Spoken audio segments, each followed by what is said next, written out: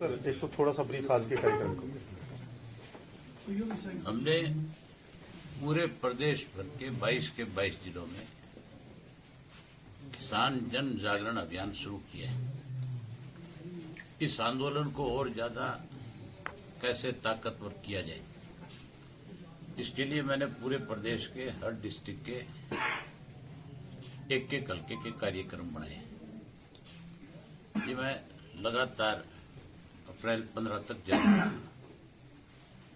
और उसके बाद अगर जरूरत रही इसकी तो फिर मैं जब तक आंदोलन चलेगा तब तक इस अभियान को शुरू रखेंगे। और किसान के साथ जिस ढंग से सरकार उसको अपमानित करना चाहती है, उसको पूरा सम्मान फिर से नहीं मिलेगा तब तक इस लड़ाई को उनके साथ खड़े होकर के लड़ेंगे। सर पहले हुड्डा साहब लगातार इस पे बयान दे रहे थे आपके इस्तीफे के ऊपर। आज कितलाना पे जो पंचायत थी किसानों की, टिकैत साहब भी वहाँ मौजूद थे, तमाम और बड़े नेता थे। वहाँ निर्दलीय विधायक बलराज कुंडू, उन्होंने कहा है कि सरकार के कहने पे या सरकार की मदद करने के लिए इस्तीफा दिया है। किसी तरीके से अभय सिंह को तो किसान रतन जो किसान बोल रहे हैं, ऐसी कोई बात नहीं। कुंडू अभी अनजान आदमी है, पहली दफा असेंबली का मेंबर बने। वो क्या कहता है मैं उसके ऊपर कोई टिप्पणी नहीं करना चाहता। मैं बेवजह किसी एक आदमी को कोई ऐसी बातें करने का मौका नहीं देना चाहता जिसकी उसको खुद को ही समझना हो कि मैं क्या कह रहा हूँ। कुंडू अपने गिरेबान में झांक ले, बहुत है बस। सर चर्चाएं इस तरीके की हुआ करती कि जिस तरीके के पहले राजनीति में घटनाएं हुई महम को लेकर के, कि वहीं उसी जगह पे आपका सम्मान समारोह हुई खापों के द्वारा, इस बदलाव को क्या कहना चाहेंगे आप ना अभी तक एक चीज को नहीं समझ पाए। जो मैम कांड जिसको कांग्रेस ने बहुत ज्यादा उछाला था, उस कांग्रेस ने मेरे खिलाफ 2 दफा कंप्लेंट करी और दोनों दफा कोर्ट ने मुझे बरी किया। उनके मुंह पे तमाचे लगे। अब 29 साल बाद फिर उन्होंने ये प्रयास किया कि किसी तरीके से अभय सिंह को फिर बदनाम किया जाए। उसके लिए फिर उन्होंने कोर्ट में एक एप्लीकेशन लगाई। उसमें फिर कोर्ट ने ये कह करके और उनकी उस जो उन्होंने अपनी तरफ से अपील डाली उसको खारिज कर दिया कि भाई आप जो है किसी के ऊपर इस तरह के आरोप, बेबुनियाद आरोप लगा नहीं सकते। तो ये तो वो जगह है जिस जगह पे मैम का वो जो विवाद हुआ था, उसके बाद 2 बार बाली वहां से एमएलए चुन करके गया इंडियन नेशनल लोकदल पार्टी का। मैं अनेक दफा उस चंद्र पे जाकर के सभाएं करके आया और मैम के लोगों ने सब मुझे आकर के कहा था कि हम आपको सम्मानित इसलिए करना चाहते हैं कि चौधरी देवीलाल ने इसी मैम से चुनाव लड़ा था, इसी से इस्तीफा दे करके न्याय युद्ध के दौरान हरियाणा के लोगों के साथ न्याय कराया था। फिर इसी चुंदरे से उनको दोबारा हमने विधायक चुन करके भेजा और सम्मान भी दिया। आज फिर हमें चौधरी देवीलाल की वो समय याद आ गया जो उन्होंने जिस ढंग से इस प्रदेश की लड़ाई को लड़ा। आज आप किसान की लड़ाई लड़ रहे हो, इसलिए हम आपको सम्मानित करना चाहते हैं। उन्होंने अपना फैसला करके मुझे बता दिया। मैंने कहा मैं जरूर आऊंगा। आज कुछ लोग दूसरे दलों को छोड़ करके इनेलो में आए हैं, कितनी मजबूती मिले, कितने लोग आए हैं? अभी बहुत बड़ी संख्या में लोग आएंगे। अब आप मुझे एक चीज सब में बता दो, कांग्रेस का कोई एमएलए किसी धरने पे गया? टोल के धरनों में तो गए होंगे। सिंगू बॉर्डर पे कोई गया, उस पे आपके गाजीपुर वाले पे गया, टीकरी वाले पे कोई गया। ये इसलिए नहीं जा सकते कि ये जो एक्ट बना है, ये इसका ड्राफ्ट कांग्रेस ने तैयार किया। 2012 में ये टेबल हुआ था लोकसभा में और इस पर चर्चा हुई थी। फिर लोकसभा में ये कह करके ये कमेटी के पास भेज दिया गया, क्योंकि जो सहयोगी दल थे सरकार के, उन्होंने साफ मना कर दिया था कि ऐसा बिल अगर आप कोई लेकर के हो, आप उम्मीद करो कि हम इस बिल को कहीं पास करवा दें। ये संभव नहीं है, हम किसान के खिलाफ नहीं जा सकते। इसलिए वो बिल गिरा नहीं, उनको वापस करना पड़ा, कमेटी को भेजना पड़ा। भी ठीक है, इसमें कुछ सुधारीकरण करेंगे, फिर इसको देखेंगे, टेबल करेंगे। फिर उसके बाद कांग्रेस ने हिम्मत नहीं जुटाई। बीजेपी को ये लगा कि तुम्हारे पास पूर्ण बहुमत है। 2 और बड़ी गलतफहमी होगी थी कि हमने जीएसटी लगाई, किसी ने चू नहीं करी। हमने नोटबंदी करी, किसी ने चू नहीं करी। हमने 370 हटाई, कोई बोला नहीं।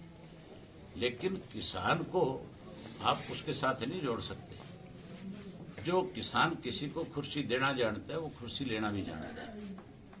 किसान एक ऐसी कौम है जिसको हर कोई कहता है बहुत भोला है। और अब तो किसान जब अपनी गाड़ियों से इस एजिटेशन में जा रहा था, तो बहुत सारे जो गोदी मीडिया, जो आप जिसका नाम गोदी मीडिया लेते हो, उन्होंने उंगली उठाई थी कि किसान के पास फॉर्च्यूनर कहां से आ गई, इनके पास आपकी ऑडी गाड़ियां कहां से आ गई, इनके पास ये दूसरी बड़ी बड़ी गाड़ियां ये कहां से लेकर। उन पागलों को इस बात की समझ नहीं है कि किसान के घर में जो ट्रैक्टर इन गाड़ियों से भी महंगे हैं, ये गाड़ियां उसके मुकाबले में सस्ती होगी। और किसान को ये थोड़ा कि भिखमंगा है। किसान जो देश का पेट भरता है, जो देश पे एक आसान करता है अपने खेत में फसल पैदा करके पेट भरने की, आप उसकी इज्जत करो, ना कि उसको बेइज्जत करो इस तरह की बात कह करके कि वो क्या है। किसान ठीक है, सब्र की घूंट पी के रखता है। किसान बेवजह किसी से लड़ता नहीं। अगर किसान से कोई लड़ता है फिर किसान उसको छोड़ता भी नहीं। और मोदी ने किसान के साथ बिना ही मतलब, बिना मांगे, बिना कुछ विवाद के बुला करके अपनी मर्जी से कानून थोप दिया, तो ये किसान को मंजूर भी नहीं। ये वापस लेने पड़ेंगे और किसान को फिर से सम्मान देना पड़ेगा, उससे माफी मांगनी पड़ेगी। सर, आपके इस्तीफा दिए जाने के बाद सर लगातार आपने जब भी इस्तीफा दिया, जब से उसके बाद लगातार आपको सम्मानित किया जा रहा है किसानों की तरफ से। लेकिन अब बाकी विधायकों की बात करें, खासकर सत्ता पक्ष के, उन पर लगातार दबाव बढ़ रहा है। यहाँ तक कि जो खाप पंचायतें हैं, काफी सारे गांव हैं, वहाँ उनके खिलाफ पोस्टर लगा दिए गए हैं कि आपका गांव में आना भी बैन है। तो क्या कहेंगे सर, सरकार में लगातार हलचल मची हुई है। ये दबाव कोई एक विधायक पे नहीं होगा, ये कांग्रेस के विधायकों पे भी आएगा। जो कांग्रेस के लोग बाहर खड़े होकर के कहीं ये कहते हैं कि हम किसानों के साथ हैं, तो उनसे भी कहेंगे कांग्रेस के 30 एमएलए आज इस्तीफा दो, मैं कहता हूं ये सरकार कल गिर जाएगी, किसी कीमत पे नहीं बचेगी। इस कांग्रेस की जगह अगर 30 विधायक मेरे साथ होते तो मैं इस सरकार को 4 दिन नहीं चलने देता, कभी को गिरा लेता। भूपेंद्र सिंह हुड्डा जो है कांग्रेस के एजेंट, इस बीजेपी के एजेंट के रूप में काम कर रहा है। इसकी तारीख उदाहरण है इसके, और उदाहरण भी नहीं है, वो हकीकत है। सुभाष चंद्रा को एमपी बनाने में भूपेंद्र सिंह हुड्डा का सबसे बड़ा हाथ था। बैलेट पेपर खाली छोड़ करके आया था, पेन की स्याही बदल करके वोट कैंसिल कराई थी, तब जाकर के सुभाष चंद्रा एमपी बना था। उसके बाद अपने बेटे को एमपी बनाने के लिए बीजेपी से हाथ मिला करके आया।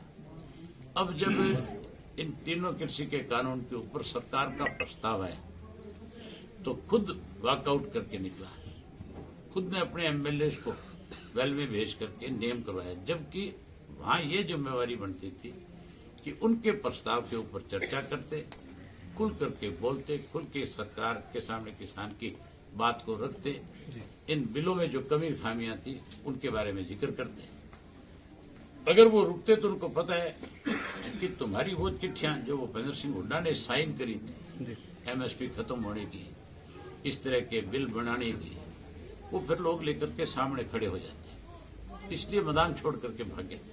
बीजेपी ने इशारा भी किया होगा, फाइल की कोर भी दिखाई होगी, सोच ले अगर यहां बैठ कर तो हमारा विरोध करेगा तो फिर तेरे दिन भी नजदीक लगे हुए।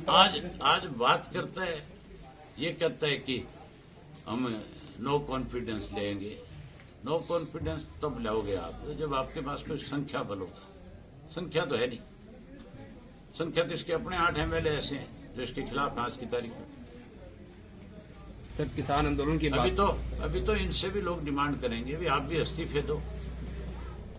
ये अगर 30 इस्तीफा देते हैं तो कल ही शोर मच जाएगा, ये सरकार नहीं रहेगी और केंद्र की सरकार को मजबूर होना पड़ेगा।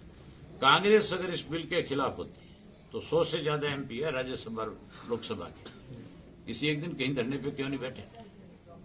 महात्मा गांधी के वहां जाकर के शांति पथ पे बैठ जाते, पार्लियामेंट में बैठ जाते, इंडिया गेट पे बैठ जाते, क्यों नहीं दिए धरने इन्होंने?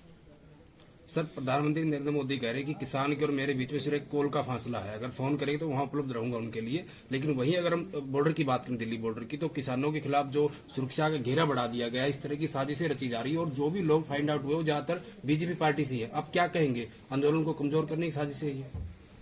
लगातार साजिश रची है इन्होंने। जब भी किसी ने आंदोलन इनके खिलाफ किया, पटेल ने जब गुजरात में आंदोलन किया, उसके खिलाफ देशद्रोह के मुकदमे दर्ज किए। उसके साथियों के खिलाफ अनेक ऐसी धाराएं लगाई जिससे साल साल लोगों की जमानत नहीं हुई। उस आंदोलन को दबाने के लिए पटेल वर्सेज आंदोलन बनाया इन्होंने।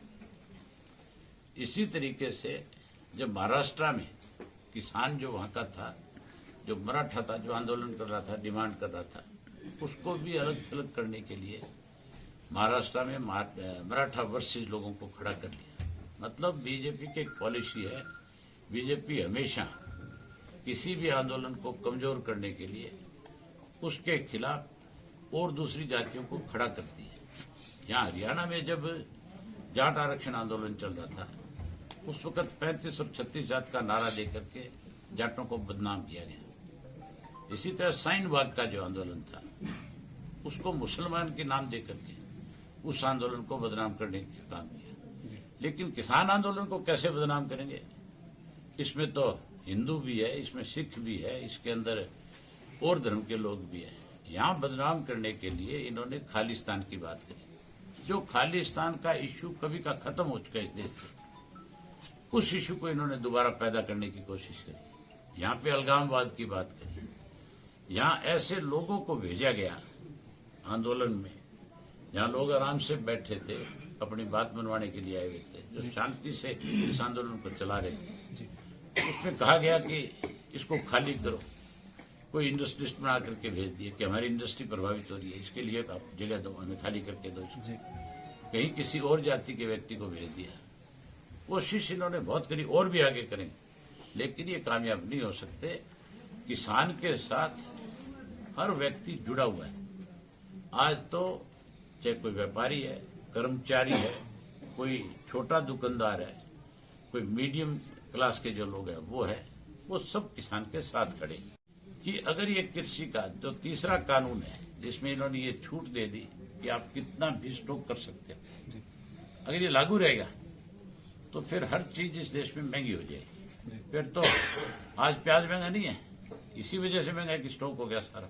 कल आलू महंगा हो जाएगा, वो भी स्टॉक हो जाएगा। आने वाले टाइम में और खाद्यान्न पदार्थ जो है उनका स्टॉक कर लेंगे, फिर तो तेल भी महंगे हो जाएंगे, दालें महंगी हो जाएंगी, चावल महंगा हो जाएगा। तो लोगों के सामने, केवल किसान के सामने परेशानी नहीं है, किसान के अलावा हर कम्युनिटी के सामने आने वाले समय में बड़ा संकट है। इसलिए हर व्यक्ति इससे जुड़ गया। सर, तमाम तरीकों के बाद जिस तरीके से आपने कहा कि खालिस्तान से जोड़ा गया, सिख बनाम गैर सिख का एक मुद्दा बनाया, स्थानीय बनाम किसान का बनाया था। अब जिन बड़े चैनलों का अपना नाम लिया, कुछ दूसरे नाम से आप बोल रहे थे, एक एजेंडा चला रहे हैं कि ये जाट, जी एक एग्जाम्पल आपने दिया, आप लोगों ने नाम रखे नहीं सर, एक एग्जाम्पल देकर के बोला जा रहा है तुम कि नहीं आप करते सारा दिन गोदी मीडिया पॉलिटिशियन बोलते हैं। पॉलिटिशियन का नाम क्यों नहीं? तो उनके घर में पैदा नहीं हुआ किसी के? नहीं, मैं तो वही कह रहा हूँ सर, सवाल भी मेरा इसी तरीके का था कि अब इस आंदोलन को, किसान को जाट साबित करने पे वो कुछ बड़े चैनल जुटे हुए हैं, इस पे कोई रिएक्शन आपका? मैंने बता दिया, जितना ये गोदी मीडिया इस तरह की बात करे, लोग उतनी गोभी खोद देंगे। एक ट्वीट अंतर्राष्ट्रीय स्तर पे एक ट्वीट हुआ था, उस ट्वीट के विरोध में लोकल स्तर पर इंडिया में बहुत ट्वीट हुए भी, ये हमारा इंटरनल मैटर है, आप इस पे इंटरफेयर मत करें। आपका उसके बारे में क्या राय है? पूरी दुनिया के लोग जो है आज मोदी जी को तानाशाह के रूप में देख रहे हैं, इसीलिए वो लोग ट्वीट करते हैं। अगर कोई अच्छा काम किया होता तो फिर मोदी जी की शाबाशी नहीं होती। मोदी जी ने तो बेचारे ट्रंप को भी मरवा दिया। वहां अमेरिका में जाके कह दिया अब की बार ट्रंप सरकार। मर गया कि नहीं मर गया? एक दलित एक्टिविस्ट जो है अब बहुत